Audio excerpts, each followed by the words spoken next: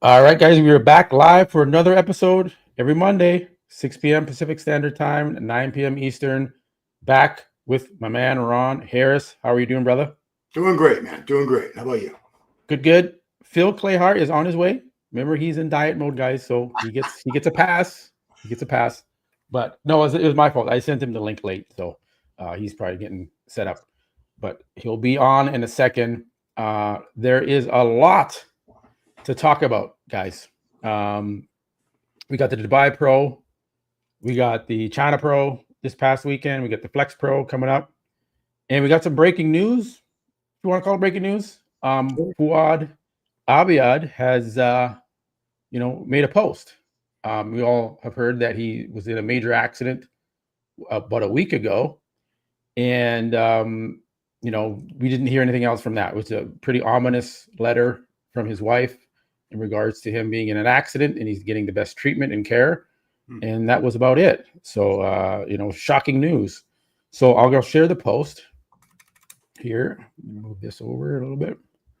And then we'll review it because a lot of you guys probably haven't seen it. It was literally this post like a minute ago. So right before we go live here. So I'm going to share this while we wait for Clayhart to get on. And we'll go through this. So let me share my screen here. Should have done that after. You know the same troll that comes on here, San Cheesy. He kept posting on my live about who wide did the motorcycle stance. Come on. I know. I was like, dude, I put him on a timeout after he said that. Yeah, he did the same thing to me. All right. So let's see if I can do this. It makes sense to go on the other side here. Okay. And we'll see that. And where's my that's weird. Maybe I'll use this option. Okay, I want to fix this before sorry guys. Let me just get my thing here.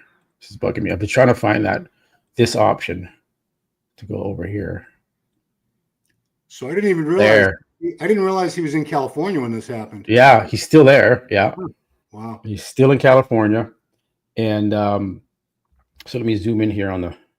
It's just a video of him. I'll play the video. It's just a video of him trying to shave himself with one hand. Like yeah, man. He's in there. And so let's read this. Found the most expensive barber shop in California. Just so happens they also save lives. I will film a more extensive video explaining what happened. For now, I would like to thank everyone for their prayers, support, and words of encouragement. Lastly, I'm not even typing this because I can't use both of my hands properly. My beautiful, loving wife flew out the same day she got the call to be by my side and has not left my side. My brothers, my sister, my family have been especially supportive, flying out to be with me. They say you can't choose your family, but the people that you do choose become family. And he lists up a bunch of people here. So, I mean, there you can see, oh, there's Phil. Let me get Phil in here. There we go. Why isn't Summer shaving him if she's there? Why is he shaving himself? I think he's trying to just do it because he can show that he's being tough and he can do it, which is good. He's trying to just do it himself. All right. Right. What's up, Phil? Hey, what's going on? It's my bad on the link. I sent it late, but thanks for joining. Clayhart is here, and yeah, Phil, we're just going over this update that FOUAD just put out, and as you can see, he needs assistance getting shaved. That's how serious this is, and I do have some details from behind the scenes sources, and we know Phil knows a little bit. But I can't discuss it because I'm not going to jump ahead of it before he announces it himself. So let's leave it there. But the accident was really bad. And what happened to him, the injuries are really bad. And so, we'll get those details. I'm sure he'll announce that. But this is bad. Like this, he's still in the hospital a week later, hooked up to whatever breathing stuff there. And, all the cables and cords hooked up to him. Like, this is bad. This is life or death type of a situation here. And he's still kicking, still there. But I mean, it's crazy. It's crazy what happened. Well, So it is what it is. I kind of know the backstory to it, but again, that'll come out. But I'm glad he's they're recovering in California. He's not back home. So, hopefully they have some good insurance. That's I don't know how that works though. When you obviously have insurance when you travel to another country, to a certain amount, but the particulars behind this one, with the way the accident happened, may be a little bit different there. But yeah, man. Matt, clear this up because you're Canadian, yes? Yep. Yes. So do you have the option of free government health care, or you can get your own private insurance? It's just free. It's just free. It's just across the board free. The private insurance, no. Oh. No. I mean, you can, you can buy like additional insurance. There's a baseline insurance that we get, but if you want, say you get injured and you end up in a hospital, there's going to be a baseline free amount of coverage you get by the government. But then let's say you want to stay in a nicer room at the hospital and get nicer meals and things like that, then you have to pay more for insurance that covers that. I've heard you guys have to wait a long time for anything that's not like life-threatening. Yeah. Yeah. It's terrible. It's terrible here. So people come to the US from Canada to have surgeries because they just don't want to wait. Yeah. So there's pros and cons, but okay. Yeah, that's how it works here. What is this guy saying? There was an accident report which stated his speed before the accident. Yeah, I know that too. Like that's kind of what we know. Who's at fault with the whole accident thing? I'm not going to get into it until everything's confirmed. But can you tell me this? Was it like a cruiser bike, like a Harley, or was it a crotch rock? It was this bike. I'll show you. These bikes. That style. Oh, okay. All right. Yeah. So he's at a high speed, and you're speeding, and then you crash into something or a car in front of you or something. You're going to end up in the bed like he's in the bed right now. So that's kind of where that's going. So unfortunate. Wish him well. Wish him well. Yeah, wish FOUAD well there. Okay, so there's that. Let's go back here. Stop the share. And back there. All right. So there's that too. And I wanted to quickly, before we jump into the recaps here of the Dubai Pro, I'm not going to say his name, okay, but we know who he is. Okay, he's the clown that is disrespecting Chris Cormier. He's disrespecting Lee Haney. He's disrespecting Dorian Yates. Basically, the whole old school era of bodybuilders. He's just completely telling them, shut the fuck up. Okay, who I'm not going to give him any advertising. I haven't talked about it since, but this is the last time I'm going to talk about this guy and him going on his channel and saying that I'm a yes man and that I'm the opposite of a yes man.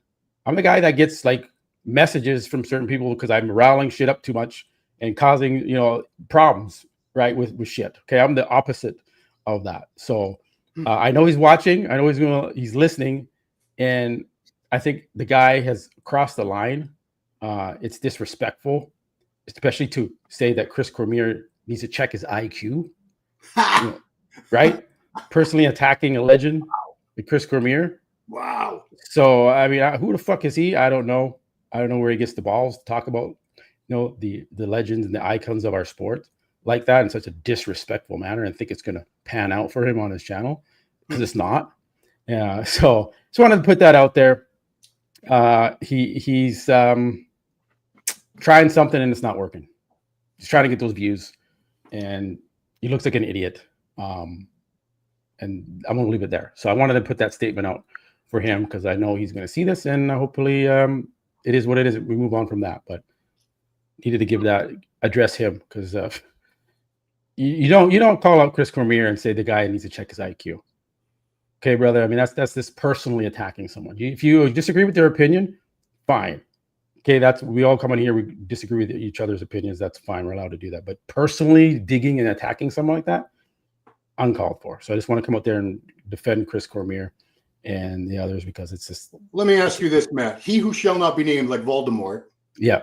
From the Harry Potter universe. Does he come across to you as like a super intelligent guy himself? Not really.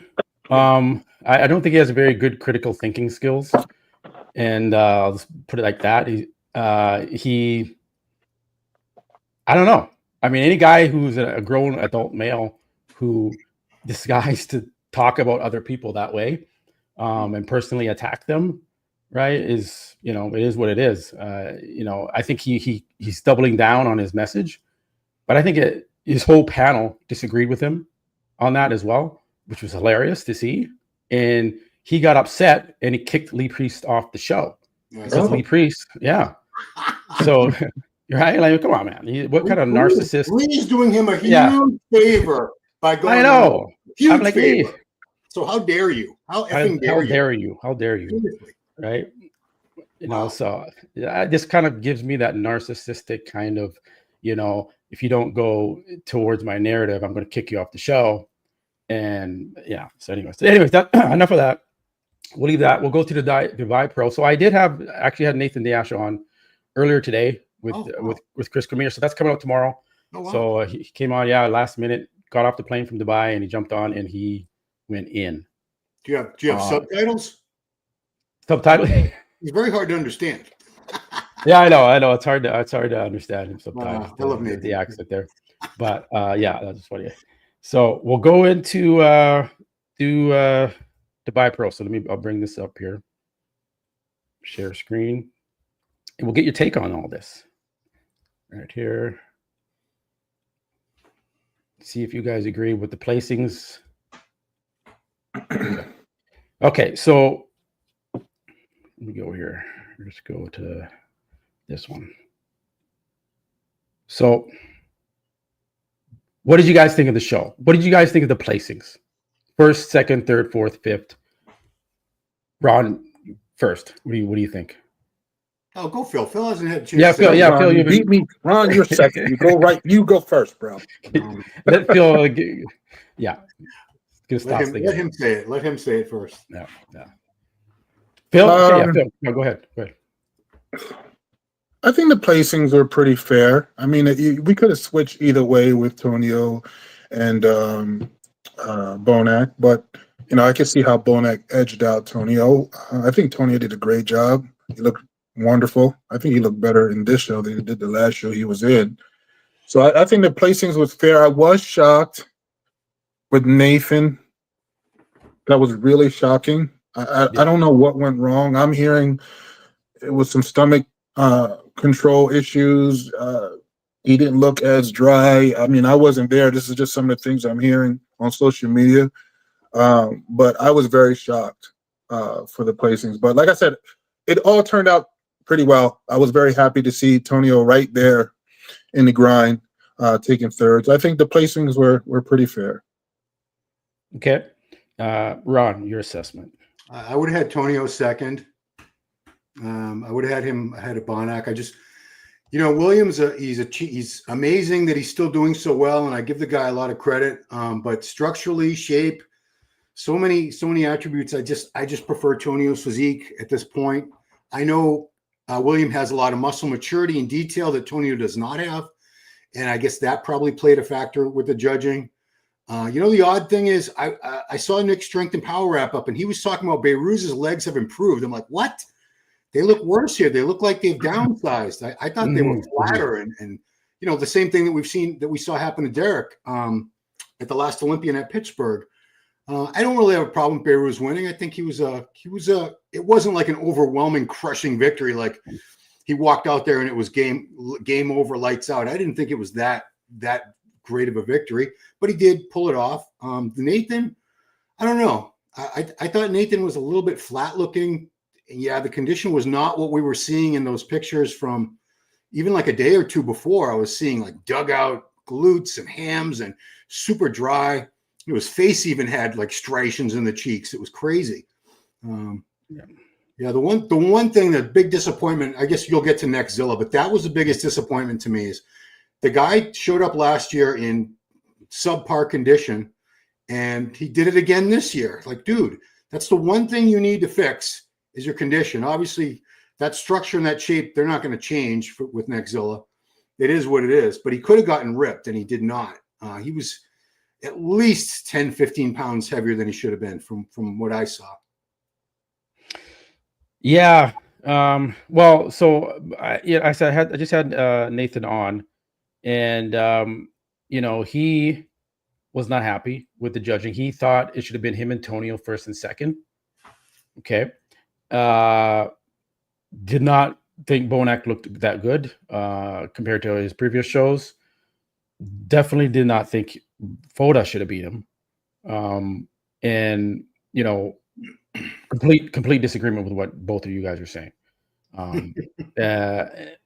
So, and I mean, from what I saw on the stage with Nathan, is that he looked, like you said, good leading into the show. He is dry. So if you there's other photos, maybe I can show you here in a second, but he is the best condition he's been. If you look at the NPC online photos, strided glutes, hamstrings shredded. So he was very conditioned. But when he came on stage, it didn't look like that on the live stream. Looked like he was a little sweaty, a little watery. As he posed, to me, he got tighter and he got drier as he posed, and he kind of started to improve. And right at the start of the show, they put him right up to the side. Okay. And that was kind of strange because he's got an 11 pro show wins, veteran, right? You think they would have put him right next to Baruz right off the start. They put FOUAD next to Baruz. It was like, okay. So, and then, Nathan mentioned that with regards to Bonac's business partner is one of the head judges. Oh. And he was very upset about that. He's like, that's the conflict of interest. You should not have an athlete competing that you're judging that you are especially business partners with. And that pissed him off. You're going to see that in an interview tomorrow. He talks about it. What do you guys think about that? If you're a judge, should you have any correlation with the athlete that you're judging in front of you, especially at a pro show? Any show, it doesn't matter if it's pro. Phil, what's your thoughts on? Well, my first opinion is, I mean, that's one judge. Let's say there's 7 judges there. That's just one judge. So I don't think one judge is going to make a difference when they're taking down the high and low. So that's what I feel about that. There's a lot of judges, we don't know their interactions with every pro. We know that judges have their favorites and fans of certain people. We know that, right? So we could easily say, well, some shows that could be the case. Listen, man, it's hard when you don't do as well as you expected. And I totally understand and respect where Nathan is coming from. And I feel his pain. Steve was the head judge, and he is the head judge for the Mr. Olympia. I think he may have carved up a little bit too much. There was some midsection mishaps going on in some of his posing. He may not agree, but it was. His back needs improvement. If you look at his back lat spread, his double bicep, I mean, there's little issues there. I mean, yes, can he possibly could have swayed one place up? Probably. But I know he busted his butt and he really dug in deep for this show, and his expectation was to go in here and win, which every pro that's competing in a show, that's their expectations. I wouldn't start. I could feel his pain, but I won't start nitpicking saying, I mean, we don't know that. And so we got to just believe or trust what he's saying. But I don't think that could have been the decision on why Bonac placed where he placed. So, like I said, I mean, I feel his pain, and I understand that you're going to try to find certain reasons to justify the case. He's a great bodybuilder. It just didn't work out for him over the weekend. Yeah, I mean, you can see the conditioning there. I mean, he said this is the best he's been. Like, his glutes never come through like that. And I'm like, yeah, you're right. Your glutes aren't usually this tight. So, I mean, there is that. Yeah, I don't know. I mean, Nathan's a great guy. I think he could have been as high as second. I don't know Baruz looked good. He said the way Baruz looked was the worst he's ever seen Baruz. Wow. So yeah, he was complete opposite, Wow. right? And Bonek, he said, was flat, shouldn't have been in there. Had skin folds in his back. Tonio, he liked Tonio's physique. He says Tonio's got the best structure out of all of them up there on stage, and I think we all agree with that. So yeah, Nathan was not happy, to say the least, and he said, "This is it. I don't care anymore. I'm just going to say what I got to say." And he said it on the show yesterday or today. I interviewed him with Chris Cormier, and that's coming out. So I said, "Aren't you worried this is going to affect you?" He's like, "No, I don't care. I'm just going to keep competing because I love the sport of bodybuilding. I love competing, and I don't care what I say if it's going to affect me or not." And so that's it. So I think he said his next show is Prague show. Why would he not do the Italy show this Because week? he's like, why? I'm just going to go and isn't what's his? We're going to go over that. I guess let's go over that. There's the only guy on there that I saw that might beat him is Presti, and I think Nathan would beat Presti.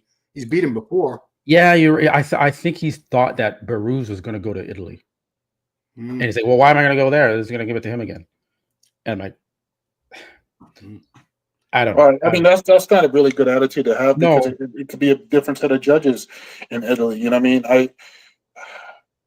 You can't have that mentality. And honestly, Nathan is a warrior. And I've watched him compete so many times and win so many shows, and he never really had an attitude. He didn't really give two shits who's in the show. That's the Nathan that I remember. And he'll enter any show regardless. He's always spoke his mind. That's nothing different than what he possibly said on your show. He always spoke his mind, and I respect him for it. He never holds back, and that I highly respect him for it. But at the end of the day, man, just jump in these shows. I don't give a shit if Beirut was going back in there. Beirut could be off. You know what I mean? Beirut is a man just like anybody else. Yeah. And at any given day, anybody can get beat. I think that Italy would have been great for him. He would have been battling for first place at that show. And I think he could pull it off. You know what I mean? So, listen, there's a lot of pro shows left. I think it's like 9, if I'm wrong. I don't know if it's like 8 or 9 open pro shows left. Yeah, there's a lot. So, I mean, he'll win. He'll win a show or two. Well, now that you say that, Phil, looking at this lineup, Baruz isn't going in the show. I think he actually thought Baruz was going to the show. So, you're right. You shouldn't have that attitude. Regardless, you should just compete no matter what. I agree with that. But it's Baruz is Andrea Presti. That's it. Joseph, he gets shredded, but he's doesn't have the mass. He can change his mind. I think they have until tomorrow. You can still enter up until Tuesday, right? Tuesday? I thought it was Monday. No, I thought it was Monday. I think it's the list is out. He missed Monday. it. He missed it, man. Yeah, he missed it. He blew it. This would have been a win. He would have won this. Yeah, he would have won this. Yeah. Man. Paycheck. As for Beirut, I don't think that anyone can fly back to Iran, right? Iran, whatever it is. I don't think they can fly back. The airspace is closed. Yeah, it is. Mm-hmm. So, but they just announced the ceasefire. Yeah. So, and we'll see if that holds. A lot of ceasefires they don't hold, but yeah, man, Baruz. I don't think he's coming to America this year, unfortunately. Even with the ceasefire and things maybe improving, I don't see it. I hope to God he would get his visa, but I just don't see it at this point. Would Baruz with his let's go take a look at his structure. I know people think, he go quick top 6. What do you think about the legs? You were talking about that, Ron, earlier. Yeah. Well, I mean, they're not horrible, but people are saying he'd be top 6 in the Olympia. Top 6, Samson, Derek, Hadi, Nick Walker, Andrew Jacked, Martin Fitzwater. That's 6 guys right there. You tell me he's going to beat any of those guys? He's very good, but is he going to beat any of those guys? Potentially, if some of them are maybe Martin, he might be able to beat. Andrew, maybe. Yeah. I know with the legs, but Andrew's legs sometimes there's some issues there with the size and fullness. So yeah, he could maybe crack the top 6. His legs look better here. That live stream didn't do anybody any favors. No, it didn't. I want to see the 4K video like this for Nathan, because I think when people see it, they'll be like, "Oh, Yeah. actually, okay, he was in shape."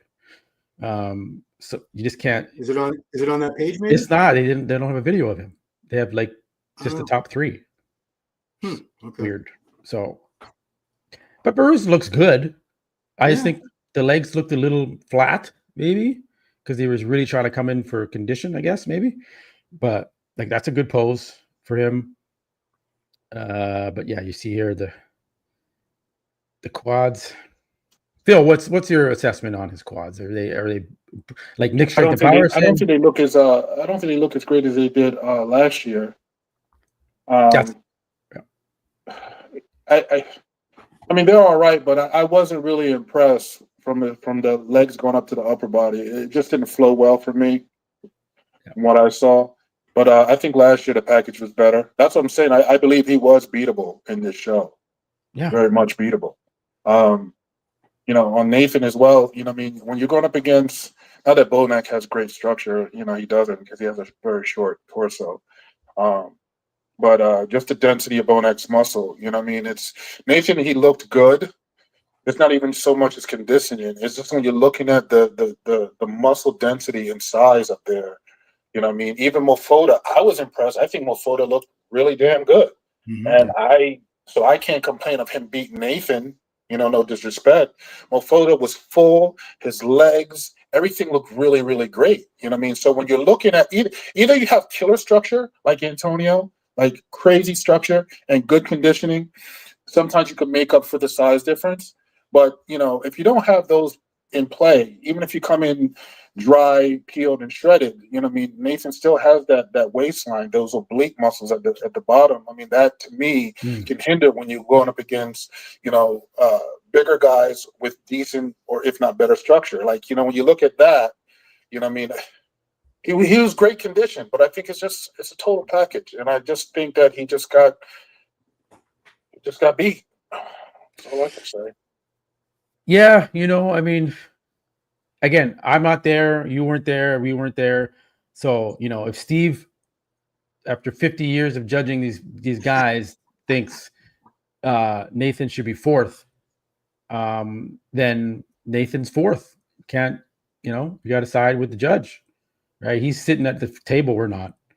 And there's other judges. He's not picking these guys. He's conferring with the other judges on the panel and being tossed the high, the low out, and we get the result. So, either it's what Nathan is saying, where he thinks there's some shady business going on, or it's not. And the judges are just judging the show, doing their job, and the result is the result. And Matt, if you look at his previous years now. Remember, he's never held his tongue not one time. I've heard him just speak his mind bluntly. That never hurt him in all the other shows he did. So that's why it's very hard for me to believe there's some type of hypocrisy going on with that case of judging. Now, what I heard that went down in China, that's a whole different situation. I heard some stuff about the China judging, but that's a whole different situation. But like I said, I don't think that was the case. And but once again, I've been in those situations, and when after the show's over, when you don't achieve your expectations, there's a little anger, a little bitterness. So sometimes it's hard. It's a hard pill to swallow, and then we try to look for justifications and reason why we didn't place as well as we thought. But Nathan, he'll win a show. He'll win probably 2 more shows if he competes. I just think that just get over this show, man, and move on. He's a great bodybuilder.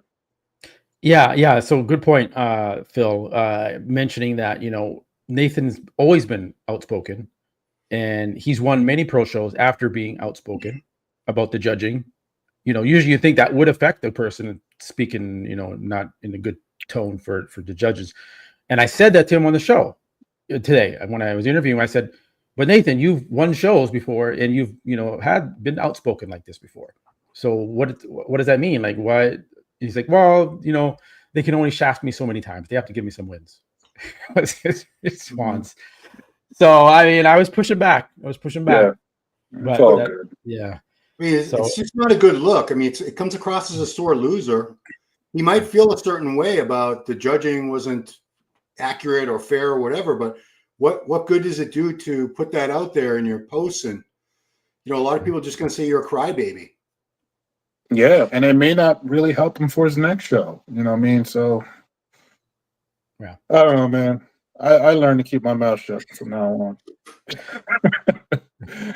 Bring your best. If it's not your absolute best, and the placing doesn't go in the direction you expected, we just got to just suck it up and just move on and just prove yourself in another show. And like I said, Italy would have been a perfect show for him. No disrespect towards Presti, but because Presti's a great guy, but that would have been a really good show for him to win. Yeah. No, we already talked. There's a guy in the comments here. We already talked about FOUAD. Out of respect, I'm not going to talk about the details until they talk about it. I'm not going to talk about what we already know happened. So that guy doesn't care. He demands that you tell him right now. I know. Yeah, I shall not do that. It's called entitlement. Yeah, that's not a good idea. Yeah, no, I'm not doing that. So yeah, Bonac looked good. Yeah, maybe not the best he's brought, but man, this guy's competing like 5, 6 fucking shows. Yeah. 42 years old, still hanging in there. Do you think Tonio, let's take a look. Do you think Tonio could have edged him out? I think Tonio could have edged out Bonac. What do you guys think? He could have edged him out, but now we got to remember, this is what we're going to really have to dig deep in the Olympia when you're going up against these massive freak monsters. Structure is great, but it only can carry you but so far, depending on the quality and density of the muscle of the other competitors, right? So Antonio's going to do great in the Olympia, but we're getting a preview now when you're going up against quality, thick, dense muscle. Bonac is an Olympian, right? So now we saw a preview of that. That's what he's going to have to be ready for. Yes, he put on a little bit more muscle, but these guys are on a whole nother level. If you had the height with that prettiness right there, let's say he was about 5'11", with that prettiness right there, he would have beat Bonac. But him and Bonac is pretty much almost on the same height level. Bonac may be a little shorter. I don't know how tall they are. But when you put that together in that dense, freaky muscle and conditioning compared to beautiful structure and lines, sometimes the muscle's going to win, depending on the situation. Yeah, with Bonac, the back shots. Even Cormier was there. He was and on the show he was saying that Bonac's back is like it's not. I think I'm lagging a little bit. It's not. It's starting to show deterioration, and you compare that to Tonio's back. It was great back, but I get what you're saying, Phil. Bonac's muscularity, the detail is pretty gnarly, and it's impressive. Especially that most muscular, like it's unbelievable that most muscular still. Bonac is incredible, bro. Yeah, it is what it is, and I believe, like I said, if you have two elite athletes similar in height, one had better structure, good conditioning, the other has good conditioning, but overall carries a dense muscle, which is bodybuilding, is always going to edge out that. It just is going to happen. Like I said, if Tony was 5'11", 6 foot with that beautiful, like a Andrew Jack. Yeah. Oh, that's a different level there, because now everything is just going to overpower Bonac. You know what I mean? Yeah. But listen, Tonio could have took second very easily, honestly.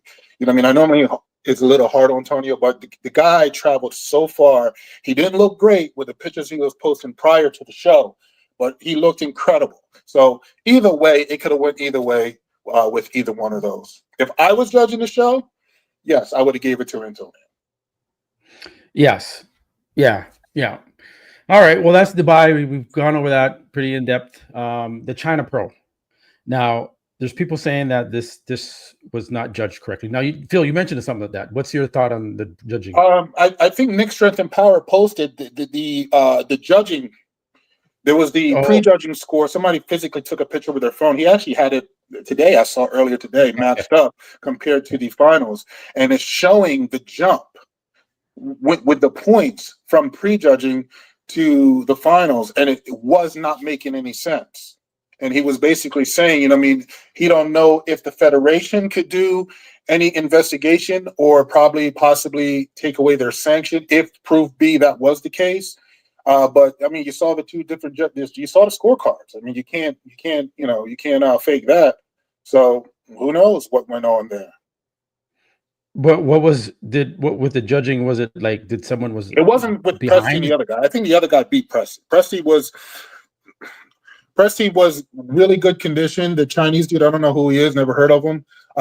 He just had a complete package, dense muscle. He looked really, really good. His condition wasn't bad, but Presti has some flaws. And normally, if you have some flaws, you go up against something like this, it's going to get exposed.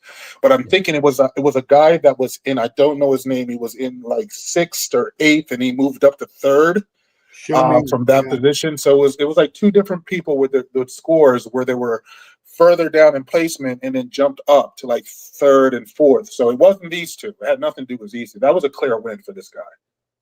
Okay, let's see here. It says it's on Bodybuilders Without Borders. Yeah, that's who had it. Which post? That guy wasn't even in the first call out, and he ended up in 3rd place. Right. That's what. Yes. Yeah. I wonder where this post is. There it is. There it is. This one right here? Shenanigans in Beijing exposed. Oh, right here. Okay. Yeah, that one. That one. Remove this. Yep, that's it. Okay, what is this saying?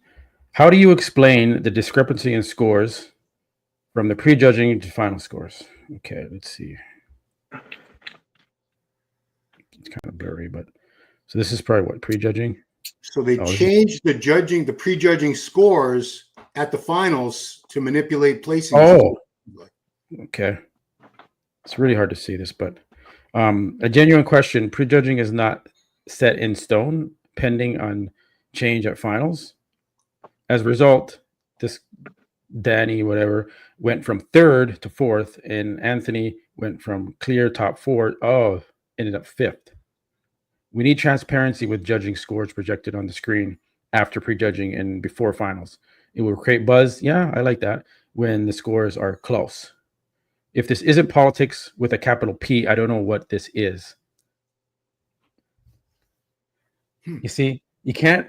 This is the stuff that if it gets exposed, and it was here, that someone should come out, a judge, Steve, whoever, and discuss this, because you're not going to build credibility and trust with the fans and the athletes if you don't come out and have a representative, whoever it's going to be, explain what happened here. If you just let it be, then you're just condoning it, and it's just going to keep happening. And nobody's going to come to China for their show ever again. If this isn't addressed. Needs to be addressed. Needs to be. I wish I would have saw this earlier. I would have investigated a little bit more, but I'm just seeing it now. So, yeah, that is very, very strange. So let me clarify. So what it looks like, they took a picture of the scores after judging, which probably was prejudging, which was, I don't know how they did that, but those scores were different than the judging scores that were posted after here.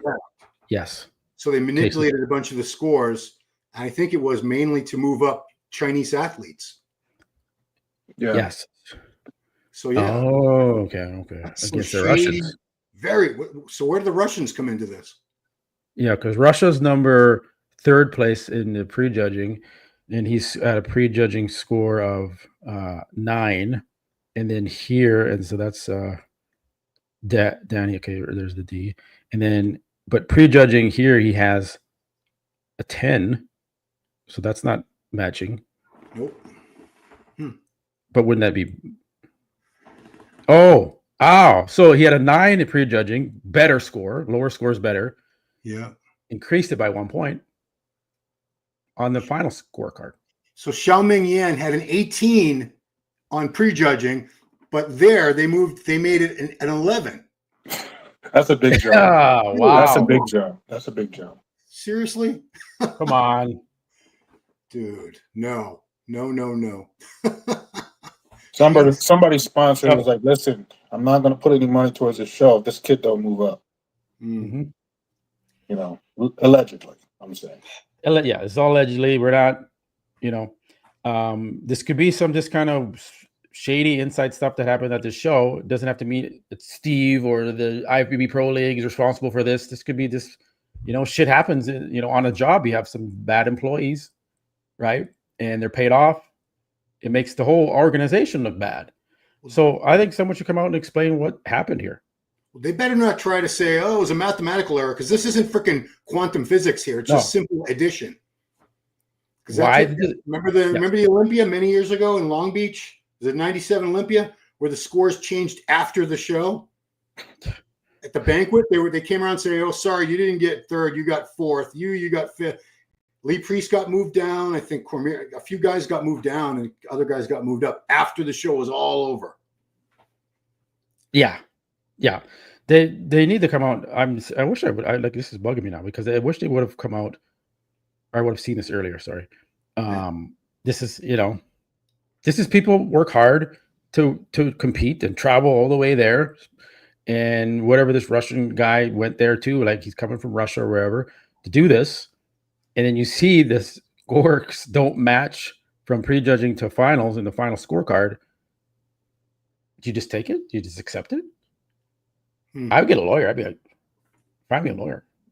Anyways, I want to give ideas, but you're smart. But anyways, leave it there. It is what it is. This is where we're at. This is why we have issues with judging and trusting what's happening here. Like, there's no politics. There's no politics. Well, what's that? That's politics. Yeah, I mean, that's what it is. I mean, what else is it? Is it an error? Maybe that's what their excuse would be. Well, it was an error. He should have been this. It was typed down wrong on the prejudging sheet, and we had to fix it for the finals. Nobody in the chat from China saying this shit happens all the time over here. Okay. Probably. Who knows? Anyways, so that's the China Pro. Is this the first time a Chinese athlete has ever gone into open the Olympia? Yeah. No, wait a minute. Yeah, the Olympia. No, wait a minute. No, I'm trying. The other guy I'm thinking of was from Korea. So yeah, the first guy from China. Yeah, that's pretty cool. So this guy's going to be like a hero for his country coming to America competing in the China Pro. How far are we in here? 45. Okay, so I mean that was a good show. Regardless, Andrea Presti's headed to Italy, so if Nathan is not doing the show, stands a good chance. Do you think Rubio will beat Andrea?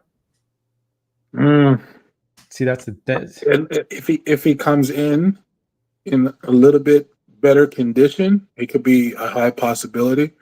I mean, but that's Italy. I mean, that's Presti's territory. That's all I'm going to say. I mean, that's Presti's territory. Can it happen? Yes. I believe Rubio. I mean, listen, I'm not a fan of Rubio's physique. He's to me, it's just not what I like.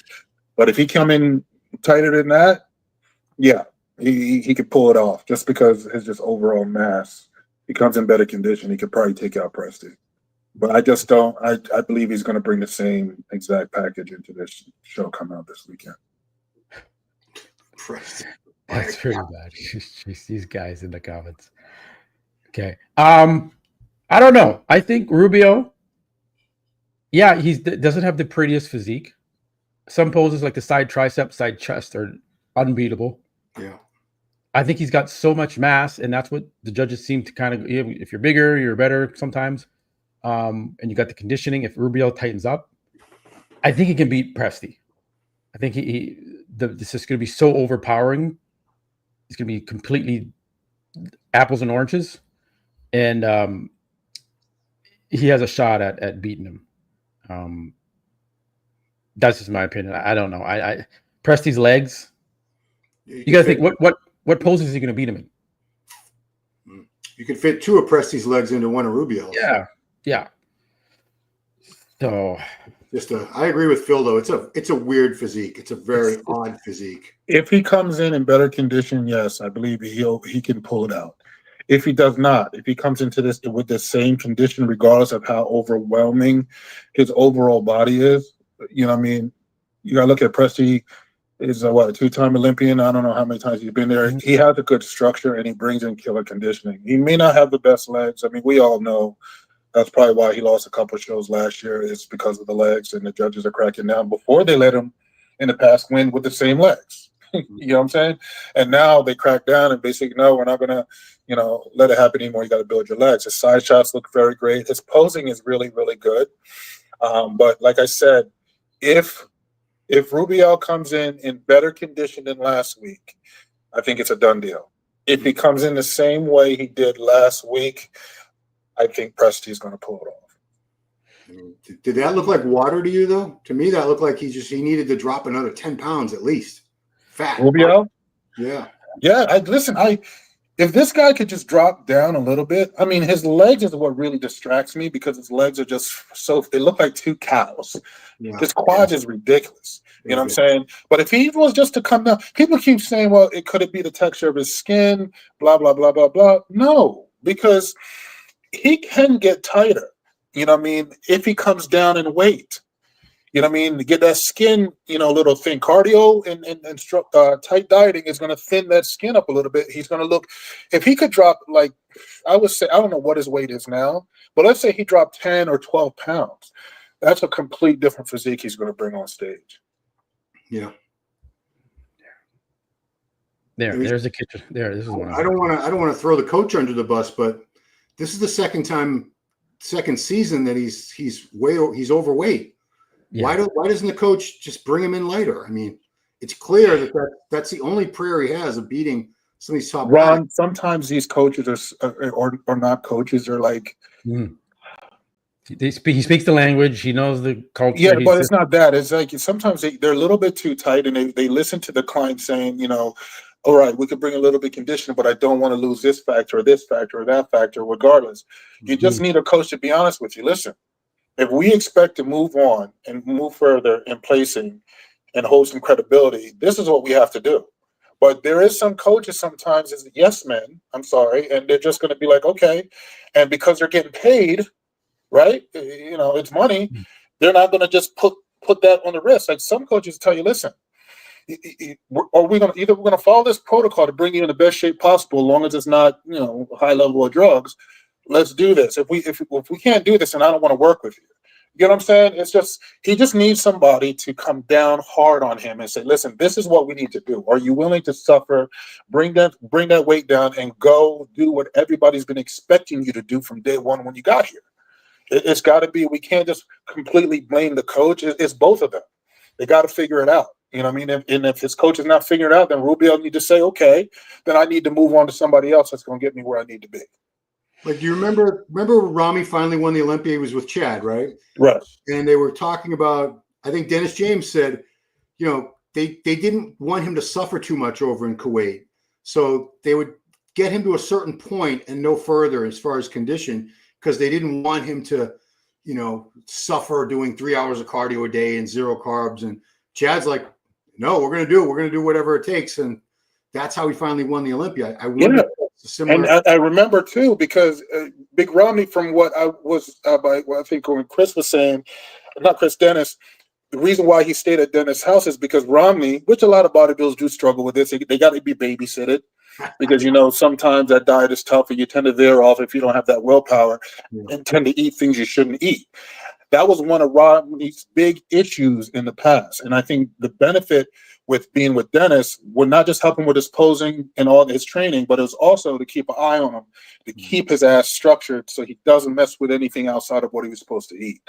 Yeah. And sometimes I heard there, let me jump off the subject. I heard a bodybuilder saying that they were using one of these peptides to curb their appetite to prep for a show. I'm not going to mention any names, but that was on social media, because a lot of bodybuilders can't handle the suffering. It is hard. It's very hard. And the old school bodybuilders are able to do it. The newer school bodybuilders, some of them are still in that grind, but then some of them, it's like, it's very hard to do when you have to start pulling back on carbs. And now you have to add that extra, 30, 45 minutes of cardio. It is very tough. You know what I'm saying?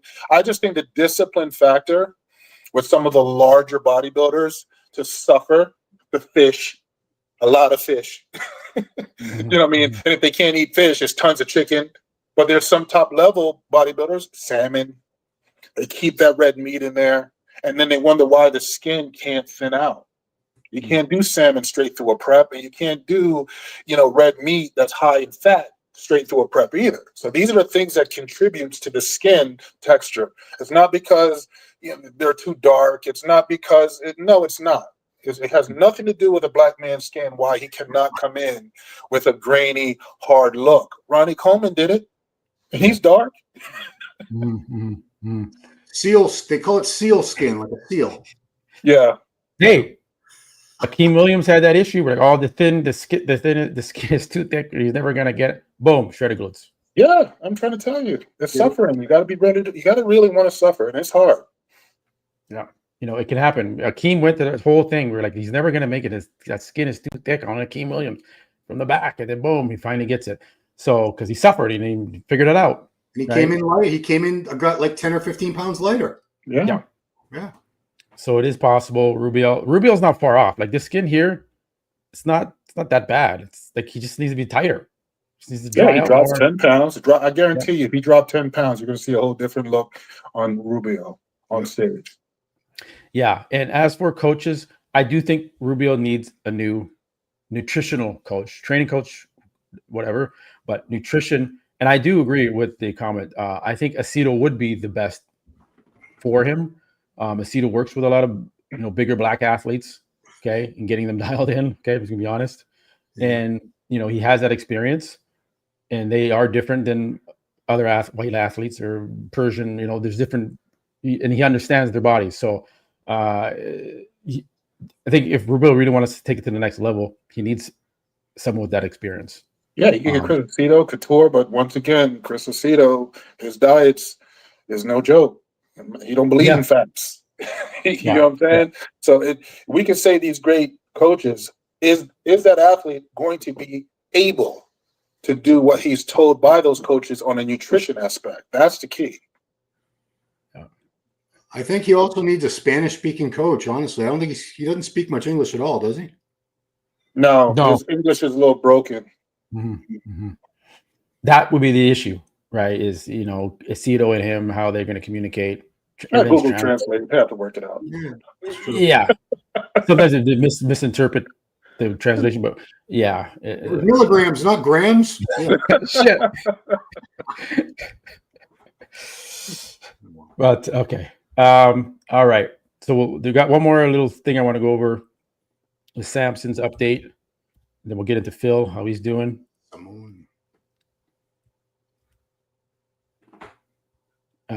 Okay. So I want your guys' thoughts on this. We all know what Samson needs to do. He knows what he needs to do. He needs to come in the best condition he's ever come in. 16 weeks out, roughly, 330 pounds. Is that necessary? Who wants to go first? Phil's a big guy. You tell us. Yeah. Love Samson, man. Love Samson. I love what him and his wife is doing together. You don't really see that wife and husband team doing their thing. No, I don't believe being at that weight, 16 weeks out, is the direction he needs to go if all he needs to do is bring in better condition. Now, I heard a video, he's answering questions, and he said, he's very excited because, they know what they have to do and what they have to bring in, and it's going to be done, and it has to be better than what he brought to the Olympia. And it's great. We want to hear that. We want to hear that attitude, the positivity, but, you have to just spiritually, you have to make it happen. You know what I'm saying? Is this me looking at Mr. Samson at this size at 16 weeks out? Is that the direction? I don't know. They may pull a miracle the last 9 weeks into the show and come down. He don't look like he's a heavy cardio guy. I'm just speculating here. I don't know. So I don't know. I don't know why everybody's fighting as pros to be 220, 230, 235, 238, when you have to strip that all off to get down to bone, shredded dryness. You have to strip it all off. So, no, I don't believe this is a good idea for the direction he's trying to obtain. I wish him luck. I hope it does happen. I believe they can do it, but I think he needs to start coming down now. Mm-hmm. Ron, what's your? Yeah, I mean, I would imagine, I should say, I can't imagine that it's not drilled into Marlena and Samson's heads that he has to be in better condition than he's ever been before if he really wants to keep this Olympia title. Because that Pittsburgh Pro, we all thought that was a lock for Samson. Derek had no chance. And Oh, you mean Samson, Arnold? The Arnold. I'm sorry, the Arnold. And it was conditioned. It was conditioning. So 16 weeks. Yeah, I wouldn't want to see him this big, but I have no doubt they can do it. It can be done. We've seen guys come down from heavier than this in 16 weeks. I mean, Ronnie used to get up to 330 or roughly 320, 330 and start his prep 16 weeks out. And he always came in shredded. Yeah, but Ronnie did. That's Ronnie. Hour cardio in the morning on the stairs. 2 hours of cardio. Hour cardio at night because Ronnie loved his barbecue sauce. So he did extra cardio to make up for the barbecue sauce he was putting on his food. So it's the cardio. Yeah. Or is Samson really with the diet, even if the diet still has his salmon, because he loves salmon, I see that. If it has all that in there, is he willing to put the time in the cardio? He does the cardio, he will come down and he will look great. But that's the part of the suffering too. It's not just the food. It's now putting in that cardio on the Stairmaster, on the treadmill. You know, it's no joke. You know, I'm learning that very wisely as we speak. Has he ever made it public how much cardio he does and what type of cardio? I don't think he made it public, but I know Milos made a comment about it when he was prepping that he needs to do more cardio. But that's what I'm saying. Like, a coach could tell you what you need to do.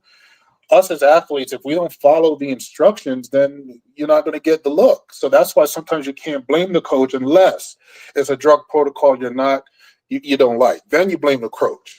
But then you got to blame yourself because you don't have to do exactly what he tells you to do either. But yeah, I think he never displayed how much cardio he does. I see him a lot on his treadmill that he has at home, but I don't know how much cardio he does. I mean, you know that treadmill it's okay, but for somebody that really needs to get shredded out of their mind, that's not going to cut it. It's just too easy. You got to get on that step. Everybody hates the step mill. We all hate it. But that's the only thing I've known that gets just about anybody in that condition they need to get in. That's what Jay Cutler said on the Cutler cast. Like, he did the steps. Phil Heath was on there, Cutler cast. He did the steps when they were talking about Samson Dauda. And they're like, Samson needs to start doing the stairs, man. He has a gym, put it in the gym, do it there, man. We need to see you on those stairs, Samson. You have the best structure. He's got the best structure, symmetry, shape, fullness. I think he could be a multi-time Mr. Olympia consecutively. Absolutely. Right? Mm-hmm. So just get it, just diet harder, just do more cardio. I see him on a cell phone, very slow walk pace, 20 minutes. That's it. His quads are huge. His quads are so big, it's a little difficult to walk at He's a big man, yes. Right, but so was Ronnie Coleman. I'm just making up excuses for him. So was Ronnie Coleman and Jay Cutler. They have massive quads, so they're just on that stair mill. So if they can do it, Samson, you can do it, and he's going to have to do it because you can't just have this beautiful shape and a big body and think you're going to win because it didn't work at the Arnold. Smaller man beat you. Yeah. Listen, I'm rooting for him, man, because if it doesn't by chance doesn't happen, it's not going to be good, and it's going to be tough to come back from that. You know, you lose the Olympia title. We all know it's tough to come back and get it back. So I love the guy. I love his work ethic. I love everything about him and Marlena. You know what I mean? I really hope he really brings it. It just will make a much more interesting Olympia, honestly. He brings this killer condition, and we see everybody else bringing the best of the best, and now the show is exciting. You know what I mean? So I hope he does. I really hope he does. Yeah. I know you say work ethic, but wouldn't that apply to the cardio though? If he has a good work ethic? I'm gonna give you. I only can speak about myself. I was actually having this conversation with Blue over the weekend. A lot of us hate cardio. We do. I'm sorry. If you're a bigger guy, hate cardio. I was one of those guys. I think the only time I did tons of cardio, this is probably the only shout out I'm going to give to this gentleman. And it wasn't because of him why I look the way I look. It was just my determination, dedication. But Phil Viz, when I trained with him, that's what he pushed. He pushed a lot of cardio, which I was not used to with previous coaches. So with me, cardio is needed. You can't do anything less than shy from 2 hours of cardio a day. Now, I'm not saying the level of intensity got to be high because you got to be careful. You don't want to start cutting into muscle, right? So even with Samson, regardless if he's doing a treadmill, if Samson got on that treadmill and walked for 1 full hour at a 2.8, 3.2, 1 full hour in the morning, in the afternoon if he can, because you don't have to do, nowadays it's hard to do a full 45 minutes on the stair mill. Ain't nobody doing that now these days except the wellness chicks and all that stuff. But what I learned with myself, because of my size and the knees, I will go into the gym in the morning. I would do 25 minutes starting off on a Stairmaster, skipping a step. So I don't just walk on a step, I skip a step, because the more you drive up, stretches the glutes and impact the glutes to activate by skipping a step. Then I walk sideways. Then I walk backwards where I'm driving the heel into the step, walking sideways. So it's not just walking forward. You got to get a little creative to make the time go by fast. So I do 20 steps, 20 extra steps, skipping a step, 20 side steps, and I do about 4 or 5 rounds of that. The time is over. I jump onto the treadmill. I go on an incline about 4 or 5, nothing too dramatic. And my speed isn't fast. I walk about 2.8. I already bumped up my calories by walking on the treadmill. Now I'm sweating. I now go do another 45 to 50 minutes on the treadmill. Then I go home. Do you know what I'm saying? So you don't have to do a stair mill per se. You have to get those steps in. You got to get that heart rate up and get those steps in. So if Samson did, let's just say this is me saying, okay, try doing 50 minutes in the morning, go back at night and do 45 and 50. See how your weight is coming down for the next 2 weeks. If it's still coming down at that rate, you don't need to pump up cardio anymore. I think the thing with Samson is I don't think he wants to drop down past a certain weight. That's what I believe. And that's the issue. If you want to come in really good condition, you're going to have to sacrifice something to get it. So Well, it's got to be two sides. He's stuck on that. I was 305 last year. If I come in at 289 or 292, I'm smaller now. I've regressed. But he won't lose. He'll kill it. He'll win, but he mentally. I know. So now he's gonna be stuck on that number, 305. He's gonna be 310 this year. Yeah. And it's just getting like 300. His limit, I think his limit is 300. Yeah, well, he doesn't want to dip below 300. Ronnie listen, Coleman, man, my philosophy this year is so much different. I don't really give a crap about the weight dropping. You know what I mean? My weight is at this time right now compared to last year and the year before has never been, 7 weeks out at the weight I'm at. It's never happened. How do you look at it? Be like, well, you think this is, this is like coming off. She don't like the weight that I'm at. But I said to her, I said, listen, I know my body. I know what weight I have to be to look my best. I have to go back to my files, 2020, 2021.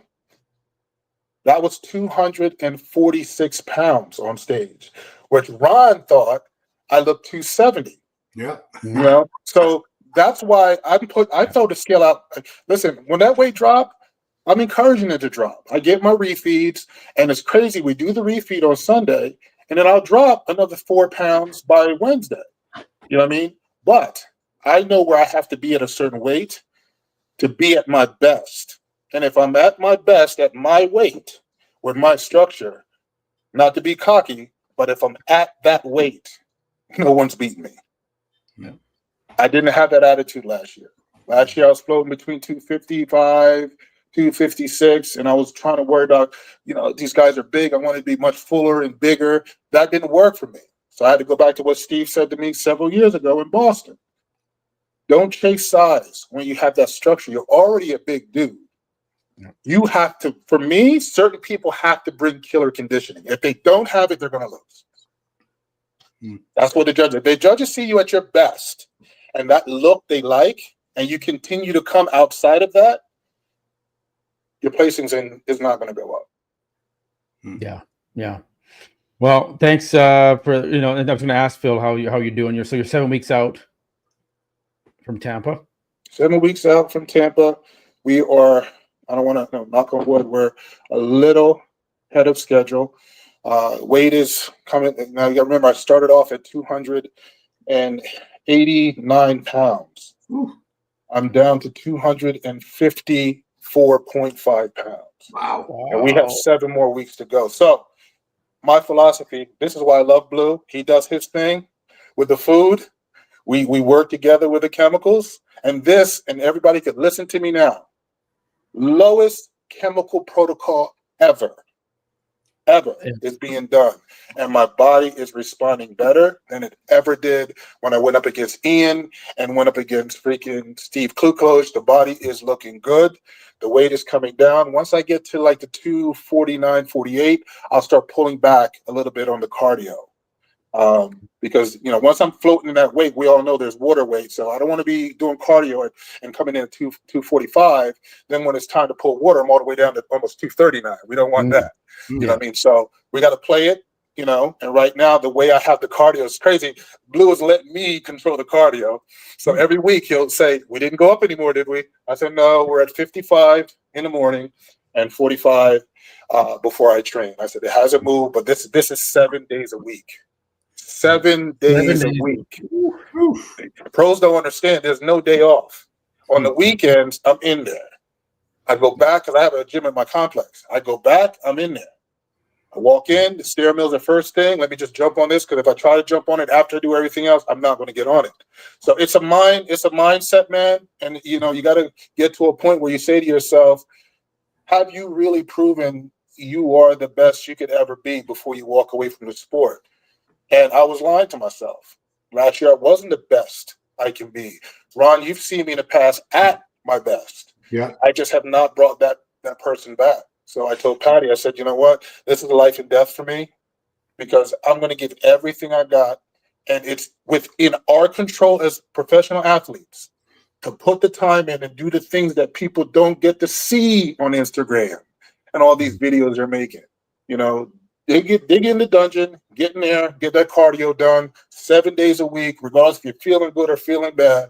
Get in there and do it. And one thing I told you guys I do my training after my night cardio. So imagine 6 o'clock in the morning, 55 minutes of cardio. Train my clients, 12 o'clock, 45 minutes of cardio. Then I go train. That's you get what I'm saying? I would like to see any pro do that. Hold on, are you eating between the cardio and the weight training? No. You go from I eat around 11. I eat at 8:30 in the morning, 25 grams of carbs, 10 egg whites, 60 grams of protein powder. Then around 11 is when I have my fish and 100 grams of carbs. That's it. That's my pre-workout. Okay. I go do my cardio about 12:30 is when I work out. 45 minutes of cardio, then I go right into, like today was legs. 45 minutes of cardio, went and trained legs.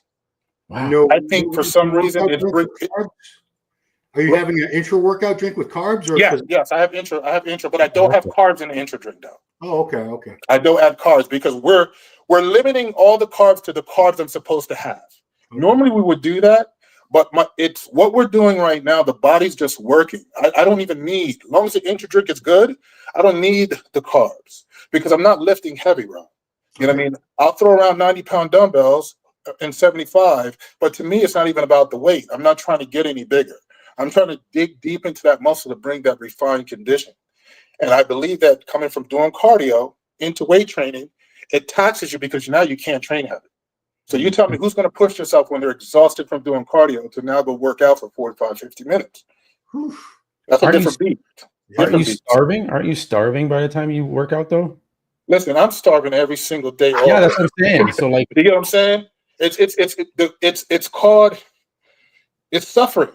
And that's what we spoke about. Blue said, are you willing to suffer, use less gear? Or are you willing to suffer between training and food?